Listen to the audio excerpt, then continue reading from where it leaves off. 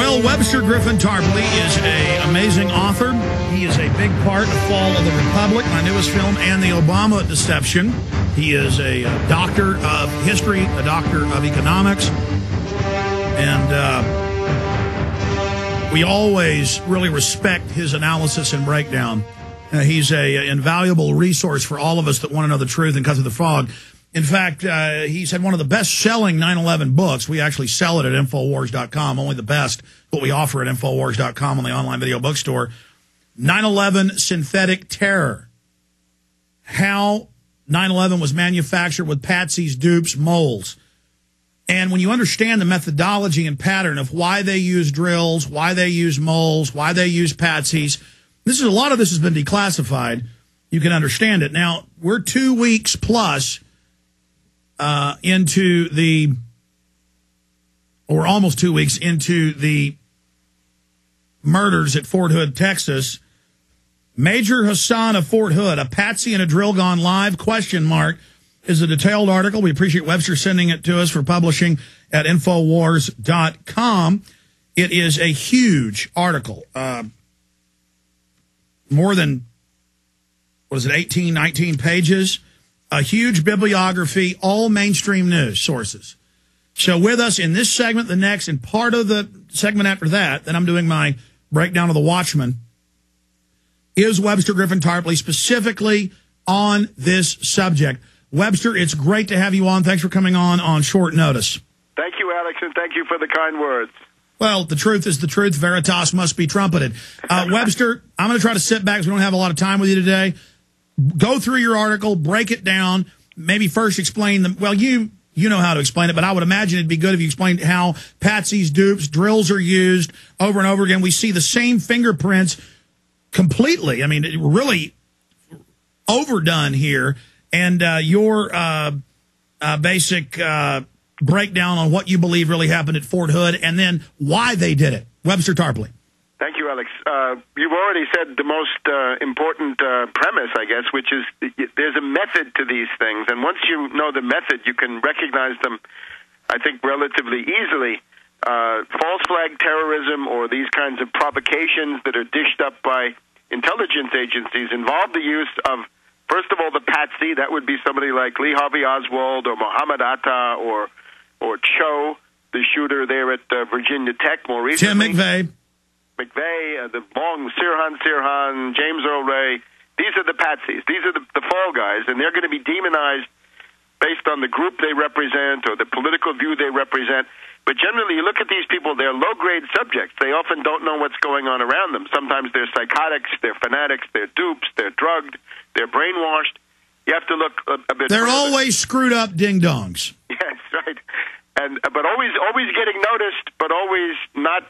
always getting away with it. Always doing egregious, crazy things, but never having sanctions. And we have that here. He's saying all these horrible things, worshiping suicide bombers, the FBI, CIA. He tried to contact Al-Qaeda. He didn't know he was contacting Absolutely. the CIA.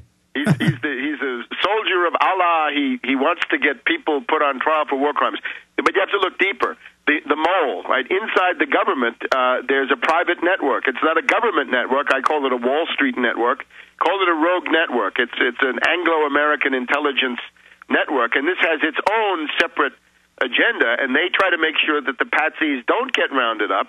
Until the event occurs, the mole wants to make sure that the patsy is left free, because otherwise you can't blame him if he's in that's jail. evidence one that, as usual, like 9/11, like McVeigh, like Sirhan, like Lee Harvey Oswald, they always protect the minion.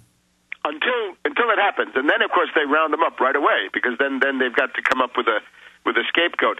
And then, of course, we have the technicians, the people that you don't see who actually have the physical, technical capability of bringing about the events, the people who wired the buildings for controlled demolition or who really did the shooting there in Dealey Plaza in Dallas way back when. So you've got to look at it from this point of view. And the other thing that you've said, extremely important, the drills.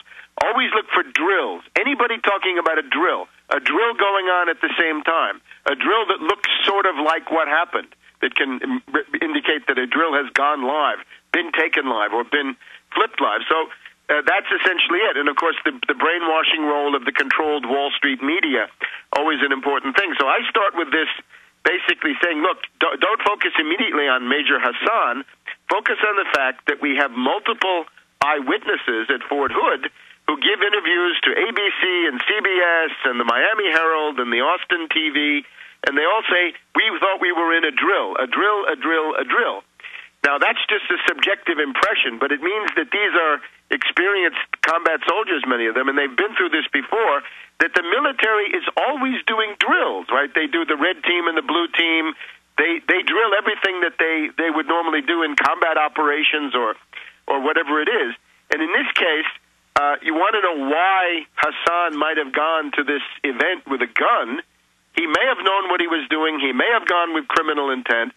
But then again, he may have been just a psychotic patsy dupe who walked into what he thought was a drill. You can look at the 9/11 hijackers. Most of them thought they were going to be actors in a drill. And they were in a drill until the drill went live. And I think that's been confirmed. Confirmed they were trained at U.S. bases on. That's admitted, folks. Go ahead. And then, of course, we've got this 25-plus drills operations that were completed just before 9/11, ongoing the morning of the 9/11 is the majority of them, or in the advanced stages of planning. So the other thing then is to look for these strange anomalies and contradictions. For example, the news reports during the entire afternoon of this Fort Hood tragedy, which is, of course, a tragic event, we were told there were 3 shooters, that there was 1 killed, and there were 2 others in custody. And this is the kind of stuff that comes out at the beginning, right? You've always got to go and get screenshots of what happens very early on, because after a while this stuff gets expunged and people forget about it because the media is focusing on Hasan. But we were told that there were 2 other shooters. Where are they? We were told that there were 2 shooting incidents, one at this readiness center, but another one at this place called the House Theater, which is a theater on the Army post. But now the other 2 shooters have disappeared from the narrative as of about 10 o'clock that evening. And we're told that he was killed for 6 hours. Right. That's the other thing about patsies, of course, is they always do things that are physically impossible.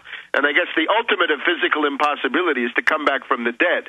But we find now that Lieutenant General Cohn, the base commander, had pronounced Hasan dead, but then brought him back to life in that same press conference at about 9 or 10 o'clock in the evening of the day of the shooting. So all of this makes us extremely suspicious. And then, of course, we can look at Hasan and look at his profile. Does he fulfill this feature of the patsy that he's got to get noticed? He's got to be egregious.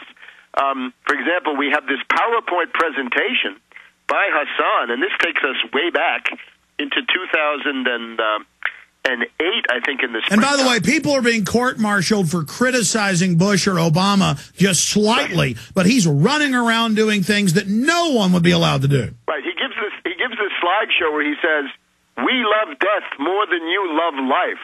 All right. This is ID format Al-Qaeda speak. This is what U.S. intelligence thinks comes out of the mouth of Al-Qaeda. And, of course, remember, Al-Qaeda is this CIA Arab Legion, a group of patsies, a group of terrorists and so forth, but run by the Anglo-American intelligence. But we see Hasan getting away with all kinds of crazy, outrageous things. He apparently, now the latest news is that he has business cards saying that he's a soldier of Allah. He wants to get other soldiers court-martialed based on what they've told him in his psychiatric interviews. And the way they would set this guy up, one of many, was tell him, "Oh, you're undercover looking for extremists. Oh, you're again, we've seen this in the past." Yes, he maybe thought he was a double agent, but of course he's got to be a double agent who's not that smart. And indeed, among his supervisors, and this is all right down the road here, between the Bethesda complex, where you have the National Institutes of Health and the National Uniformed Services Medical And notice University. he comes out of the same Blacksburg University that the other shooter was produced out of. Right, Cho. He's got the Cho pedigree. The thing about Hasan that's interesting is, up to now, Islamic fundamentalist terrorists, so-called, come in groups. They have a communitarian, social aspect to them.